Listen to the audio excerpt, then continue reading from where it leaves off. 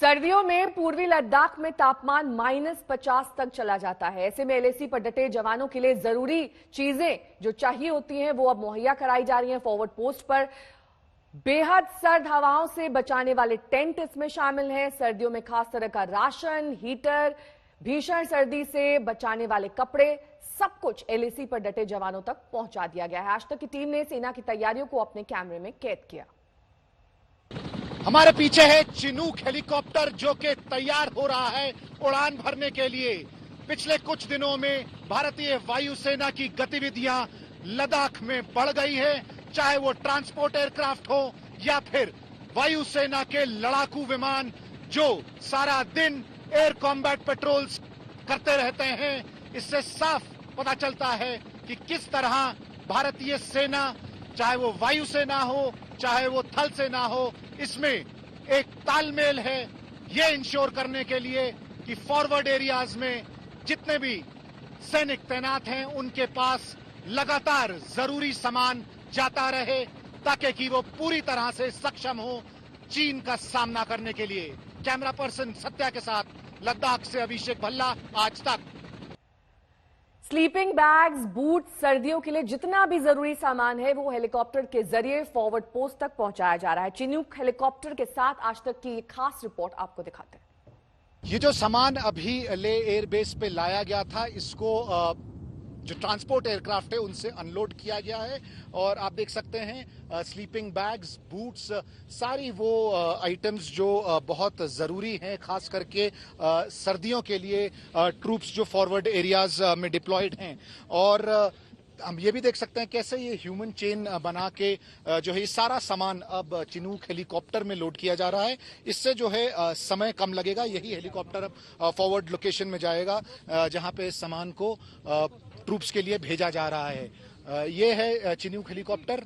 बड़े बड़े कार्टन्स हैं, इसमें सारे एसेंशियल आइटम्स हैं, चाहे वो विंटर क्लोथिंग हो या फिर इक्विपमेंट हो जो ज़रूरी है सैनिकों के लिए। इसके अलावा राशन भी जो भेजा जा रहा है वो भी इसी हेलीकॉप्टर में भेजा जाएगा फॉरवर्ड लोकेशंस पर सारे ट्रूप्स के लिए जो वहां पे डिप्लॉयड हैं। कैमरा पर्सन सत्या के साथ लद्दाख से अभिषेक भल्ला, आज तक। तो सर्दियों में लद्दाख में तापमान तेजी से नीचे गिरता है। भारतीय सेना को चीन और ठंड दोनों से मुकाबला करना है। हमारी तैयारी कैसी है फॉरवर्ड पोस्ट पर, इस पर एक रिपोर्ट देखिए। ठंड का मुकाबला करने के लिए ये जो गियर है, क्लोथिंग है, special clothing high altitude areas के लिए, ये बहुत जरूरी है और हर सोल्जर को इस तरह की क्लोथिंग दी गई है। इतनी ठंड होती है कि लेयर्स में कपड़े पहनने पड़ते हैं। ये पहला लेयर है जो एक सोल्जर पहनता है जब टेम्परेचर -30 -40 डिग्री तक गिर सकता है। ये सेकंड लेयर है, जैकेट और नीचे ट्राउजर। और थर्ड लेयर जो है वो ये यहाँ नजर आ रही है। इसके अलावा वुलन कैप्स बहुत जरूरी हैं सर को ढकने के लिए, क्योंकि सर से बहुत ज्यादा ठंड बढ़ती है। और बहुत ही अहम जो है इस तरह के ये स्पेशल बूट्स हैं। अंदर भी इनमें काफी थिक आप देख सकते हैं वुलन लाइनिंग एक है जो एक सोल्जर के लिए बहुत जरूरी है। इस तरह का जूता बर्फ में चलने के लिए। वुलन सॉक्स भी बहुत ज्यादा अहम हैं इस इलाके के लिए।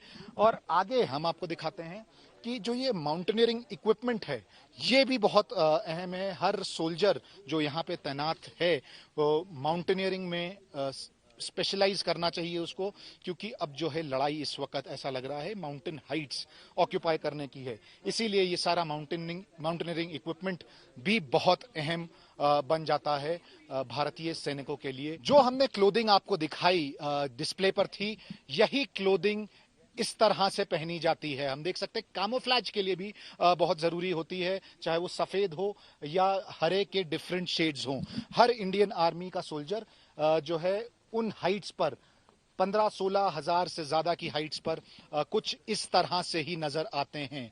और बहुत ज्यादा अहम है भारतीय सेना के लिए अपने हर एक जवान को इस तरह की क्लोथिंग देना, इस तरह का इक्विपमेंट देना।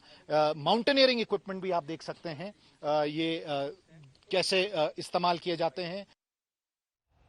अभिषेक भल्ला हमारे संवाददाता इस वक्त तमाम जानकारी के साथ हमारे साथ लेह लद्दाख से जुड़ गए हैं। अभिषेक, हमेशा से ही चीन को यह गलतफहमी रही है कि अगर वो विंटर्स में अटैक करेगा तो उसके पास अपर हैंड होगा, लेकिन जिस तरीके की ग्राउंड रिपोर्ट आपने दिखाई, तैयारियां दिखाई, उससे जल्द ये गलतफहमी चीन की दूर हो सकती है और साथ ही सख्त संदेश राजनाथ सिंह की ओर से कल।